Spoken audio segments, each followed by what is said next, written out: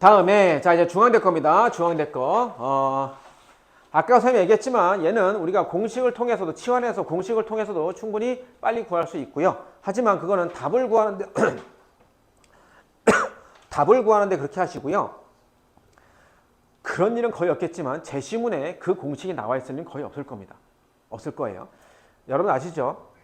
로필탈 정리에 의하여 해서 부정이 연산하는데 무한대분의 무한대, 무한소분의 무한소하는데 로필탈 정리에 의하여라고 해서 하면은 그냥 빵점입니다. 빵점.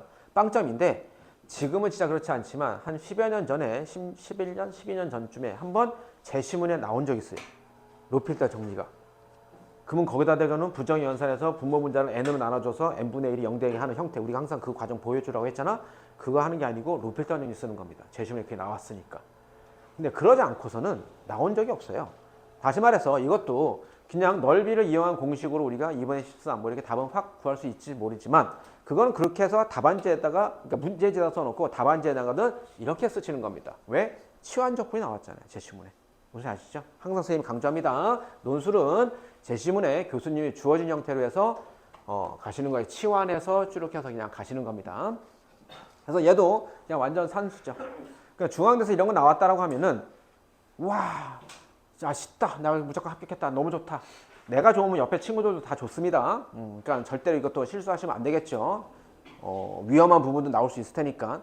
근데 중앙대는 항상 이렇게 답이 깔끔하게 탁탁 나오고 아까 선생님이 말했지만 그냥 문제제다가 답이 깔끔하게 탁탁 나오는 형태의 문제들이 참 잘 나와. 그러니까 선생님이 생각할 때는 모든 논술 학교에 스탠다드 기준이 됩니다.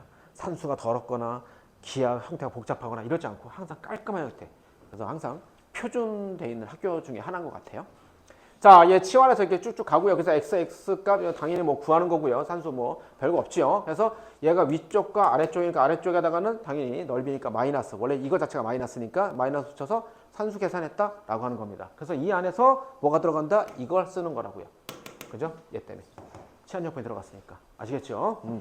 그래서 요걸 갖고 3종 세트 있다고 했었죠. 치환해 준 거, dx, dt. 변수 바꿔주는 거, 범위 바꿔주는 거 해서 산수 계산해 주시면 됩니다. 오케이? 다음에 두 번째 거. 자, 얘는 조금 도형이 나왔는데 마이너스부터 1까지 다음에 좌표 나왔죠? 그 다음에 식이 완벽히 나왔습니다. 지금 여기 안에서 미지수가 없어요. 그러면 완벽히 그림을 그려놓으시는 게 좋다고 했죠. 수인원술은 그림을 그리시면 좋습니다. 단 내가 답안지 형태에서 칸이 부족해. 그러면 그림을 차마 못 그리겠고 그 다음에 이 내가 그리고자 하는 그림이 제시문에 있는 케이스도 있습니다. 그러면 그때는 굳이 해서 안 그려도 됩니다. 근데 제시문에 그림이 없고 혹은 제시문에 그림이 있다 하는데 내가 그 다른 형태로 내가 볼 거야. 그러면 그림을 치는 게 훨씬 더 추천드립니다. 그래서 내가 지금 추천드린다고 했죠. 예전 같았으면은 선생님이 한 5년 전, 6년 전, 2022학년 전에는 무조건 그리라고 했습니다. 무조건. 왜냐면 그 당시에는 채점 기준표에 그런 게 있는 학교들도 꽤 있었어요. 어떻게 해서 이거에 관련된 그림 뭐 하나도 그렸으면 5점 이렇게 돼 있습니다. 그래서 선생님이 예전에 상담할 때도 야 니들 삼치함수 이렇게 해서 알잖아. 여기 F'X, F'X 이거 하나 써놓으면 이게 3점에서 5점이었어 라고 해서 이거 하나 그리면 3년 동안 3년 동안에 반해서 1등을 잡는다고요. 내신을 1점, 2점밖에 차이 안 나는데 이거 하나가 5점이라니까. 그 정도였는데 지금은 그렇진 않지만 그래도 그려놓으시는 게 훨씬 더 선생님이 더 추천합니다.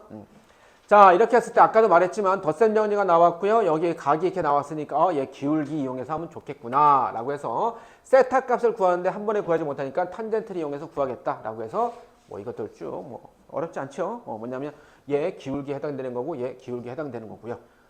점 나왔으니까 x 증가분의 y 증가라고 한 거죠. 이거 미분해서 한 게 아닙니다. 자, 그래서 얘는 덧셈 정리 이용해서 구했고요. 다음에 얘가 최대값 최소값이다. 그래 알았어. 그럼 내가 얘 최대값 최소값을 구하기 위해서 우리가 보통 뭐 분자 형태에 많이 있다라고 하는데 얘는 분모도 미지수가 있고 얘도 결정권이 있으니까 이게 뭐 상수다 이러면 결정권이 없지만 결정권이 있으니까 전체 다 해서 뭐 하는 거죠? 몫의 미분법을 한 거죠. 자, 그러면서 선생님이 그랬죠. 답안지 형태에서 F'X가 0 되게 하는 게 딱 보니까는 뭡니까? 있어. 이 범위. 이 범위에서 얘가 0 되게 하는 게 하나야.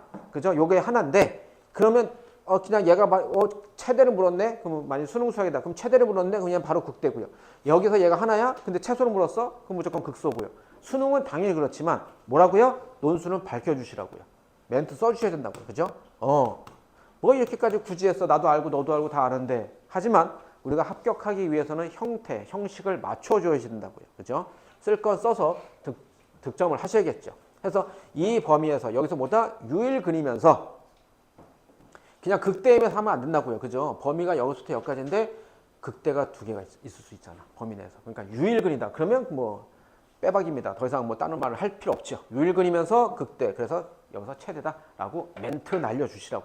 멘트 꼭 논술이니까. 그랬을 얘 최대값이라 그러면 여기에다가 제곱해서 그죠? 제곱이니까 제곱해서 산수 구하시면 되겠네요. 오케이? 자 여기까지고요. 자 남은 시간 동안에 집필하십시오. 마무리 지세요. 스타트.